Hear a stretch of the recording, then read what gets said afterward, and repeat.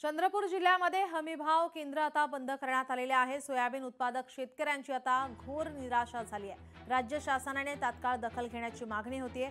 Soybean पिकाला चांगला भाव मिळेल या आशेपोटी शेतकऱ्यांनी सोयाबीनचे पीक घेतले, परंतु प्रत्यक्षात हमीभाव केंद्र सुरू झाले नाही। त्यामुळे पीक घेऊनही पिकाला योग्य भाव मिळत नसल्यामुळे शेतकऱ्यांची घोर निराशा झाली आहे।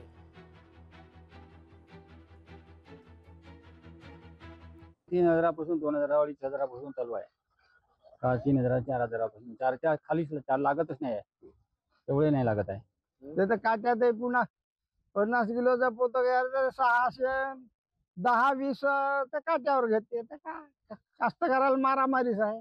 आता काय आता समजत नाही आम्हाला, आणि समजून नाही ते काही ऐकत नाही, आमचंच खरं म्हणते। ते कसं आपले म्हणजे प्रायव्हेट मध्ये घेतल्यावर घेत आहे आपल्या मनमाने नाही का। सरकारचा भाव काही म्हणजे काही कंपल्सरी ठरला नाही बा। ते आता आपल्या अडचणीमुळं आपण सोयाबीन विकत आहोत। भेटून चालू होतं, सरकारी रेट घेतच नाही, प्रायव्हेटच असेच घेत आहे। बाजार समितीमध्ये फक्त बाजार समितीच आहे, जे मनमानेच भाव आहे, भावाचा काही हेच नाही। त्याची पण प्रोसेस सुरू आहे। डीएमओ कडे किंवा पणन मंडळाकडे आम्ही आपला प्रस्ताव पाठवलेला आहे। जसं शासन त्याला मान्यता देईल त्याच्यानंतर ते आहे आपल्या सोयाबीनचं हमी भावाने खरेदी केंद्र सुरू होईल।